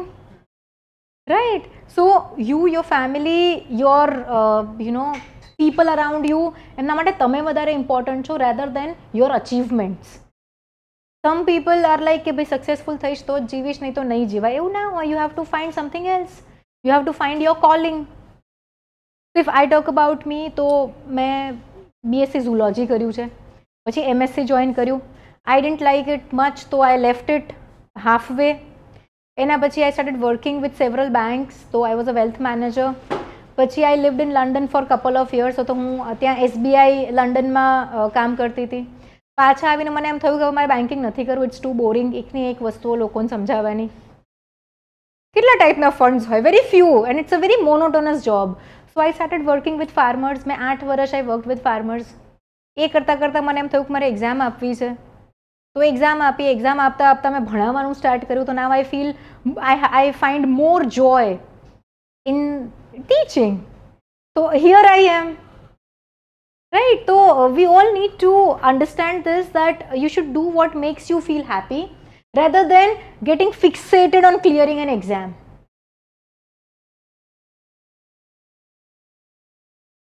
પણ કેવું છે કે અત્યારે એક માહોલ એવો છે કે ભાઈ આ ના થયું ને તો તમે you are nothing, then you won't be able to live your life. અને ગુજરાતની અંદર તો આપણે સ્પેસિફિકલી જોવા જઈએ તો કરિયર ઓપ્શન્સનું ચોઇસ છોકરાઓને મળતી જ નથી. I think everybody agrees here. 10thમાં જો તમારા 80% પ્લસ આવ્યા તો કમ્પલસરી સાયન્સ, 60 to 80ની વચ્ચે તો કમ્પલસરી કોમર્સ, અને 60થી નીચે તો કમ્પલસરી આર્ટ્સ. આ પેટર્ન બ્રેક કરવા જેવી છે. Because I scored I think 89 in my 10th. અને પણ હવે મને એવું લાગે છે કે ભાઈ I was always an arts student. મને પોલ સાયન્સ કરાવ્યું હોત તો I would have been a very happy person, કે મને બહુ મજા આવતી હોત. લાઈક મારું BSc પત્યું ને આઈ વોઝ સો હેપી કે હાશ ભણવાનું પત્યું. તો ઇફ આઈ વોઝ બહુ બધા લોકો આવું ફીલ કરે, there's nothing wrong with it because you are in the wrong place. Right. And lot of times તમે વિચારજો કે તમારા જે ગોલ્સ, ડ્રીમ્સ, એસ્પિરેશન્સ છે, they are not really yours. You have borrowed it maybe from your parents, from your elder siblings, from your cousins, or from some person જેને તમે idol સમજો છો. તો ભાઈ બધું ભેદી છે, અઘરું છે આ બધું. પણ હું એમ બી નથી કહેતી કે બધું મૂકીને યોલો ફરવા જતા રહો બાઇક લઈને. બરાબર? ભાઈ જીવનમાં કામ તો કરવું પડશે. Money is very important. China's AI push gaining ground not important. Oh my God, we have exceeded 1 hour. ફટાફટ લઈ લઈએ આ બધું. બીટ ચેટ બંધ કર્યું છે. બીટ ચેટ જે છે એક ચેટિંગ પ્લેટફોર્મ છે જે ઇન્ટરનેટ યુઝ નથી કરતું, બ્લૂટૂથ ટેકનોલોજી યુઝ કરે છે. તો vote can happen is Indian government અત્યારે બહુ વધારે ઇન્ટરનલ દંગા થઈ જાય તો શું કરે છે? મણિપુર હોય કે જમ્મુ એન્ડ કાશ્મીર હોય, ઇન્ટરનેટ શટડાઉન. આ તો તોય ચાલુ રહેશે. બટ બ્લૂટૂથની એક લિમિટેશન છે that you have two B in a certain proximity. આપણે આપણા હેડફોન્સ ફોનથી કનેક્ટ કરીએ તો દૂર હોય તો ના થાય ને. તો એન્ટી સોશિયલ એલિમેન્ટ્સ આનો અગેન યુઝ કરી શકે છે, એટલે આ બંધ રાખ્યું છે. ક્વિક લઈએ. હા ભાઈ, ઇન્ડિયન ગવર્મેન્ટ જે છે PDF પબ્લિશ કરી દે છે ડિફરન્ટ એક્ટ્સની. ક્યાં શું પબ્લિશ થાય છે કોમન પીપલને ખબર જ નથી. તો અહીંયા આગળ એક્ઝામ્પલ આપ્યું છે. ક્યાં ગયું? Acoma ennutosa. બરાબર? This is how it is pronounced. I also had to look it up on Google how to pronounce it. So Acoma ennutosa. N silent નથી, એને NEN પ્રોનાઉન્સ કરીશું આપણે. સો આફ્રિકન કન્ટ્રીઝની અંદર આ એક સ્ટાન્ડર્ડ પ્રોટોકોલ છે જેને યુઝ કરીને લીગલ ડોક્યુમેન્ટ્સ પબ્લિશ થશે. એટલે કે એ સામાન્ય લોકો સમજી શકે એ ભાષામાં રહેશે. આપણા એક્ટ્સ કેવા છે ખબર જ ના પડે. આખો એક્ટ વાંચી લો ને તોય ખબર ના પડે. પ્લસ બધા જ એના સપ્લિમેન્ટ્સ એક જગ્યાએ નથી હોતા. US પાસે એની પોતાની સિસ્ટમ છે. સો આપણે આ અડોપ્ટ કરવું જોઈએ ઓર આના જેવું કંઈક, જેથી કરીને કોમન મેનને લોની સમજ હોય. અત્યારે જો જંતર મંતર પર બધા કહે છે કે હમારા કોન્સ્ટિટ્યુશનલ રાઇટ હે, બટ નોર્મલ લોકોને ખબર જ નથી કે આ રાઇટ લિમિટેડ છે. જો આપણે આ સિસ્ટમ કાઢી હોત તો જેન્ઝીને પણ ખબર હોત કે ફંડામેન્ટલ રાઇટ એબ્સોલ્યુટ નથી, લિમિટેડ છે. સમજાયું બધાને? So we need this very very much right now when આટલી બધી મિસઇન્ફોર્મેશન અને ફોલ્સ ઇન્ફોર્મેશન. વેન ગોગ બહુ મોટા પેઇન્ટર છે, આમની મિલિયન્સ ઓફ ડોલર્સમાં પેઇન્ટિંગ્સ વેચાતી હોય છે. Gold exchange scheme not important, popcorns premium not important, not important today. આની અંદર એક ડેટા લખી લો કે એવરેજ ઇન્ડિયન પર્સન 6,500 રૂપિયા વીકડેઝમાં વાપરે છે અને 11,500 રૂપિયા ઈચ વીકેન્ડ વાપરે છે. 11,500 સોરી, 10,732 અપ્રોક્સિમેટલી. તો 61% સ્પેન્ડિંગ જે છે આપણે સેટરડે સન્ડેમાં કરીએ છીએ. So we are becoming a society જ્યાં આગળ આપણે આખું વીક કામ કરવા પર પોતાને ઇન્સેન્ટિવાઇઝ કરીએ છીએ by spending. This includes food and other items. Essential items weekend પર પરચેસ નથી થતી. અબ્રોડમાં ઇટ હેપન્સ ઓન વીકએન્ડ્સ. રજા હોય ત્યારે સુપર માર્કેટ જઈને બધું લઈ આવે. હિયર એબ્સોલ્યુટલી નોન એસેન્શિયલ આઇટમ્સમાં આપણે સ્પેન્ડ કરીએ છીએ. Food, drinks, going out, entertainment. We are becoming a spending economy, which I don't think India at this point can afford. Not important, not important. Wildfire થઈ રહી છે. ગુજરાતીમાં દાવા નળ કહીશું આપણે આને. Forest fires, we'll discuss it some other day. હવે સ્પોર્ટ્સ પેજ આવી ગયું. Nothing more important. Let's take a 5 and then we will do geography. Palani Swami temple અને બુલડોઝર વર્સિસ બુક્સ. બુક્સ સરખી રીતે વાંચો તો ખબર પડે કે ભાઈ ઇલીગલ લેન્ડને એન્ક્રોચમેન્ટ નહીં કરવાનું. તમે સૌથી પહેલાં તો ઇલીગલ લેન્ડનું એન્ક્રોચમેન્ટ કરો છો અને પછી કહો છો બુલડોઝર રાજ. So doesn't sound too good to me. Let's take a 5-minute break and then start. અને ફટાફટ 5 means 5. What time is it right now?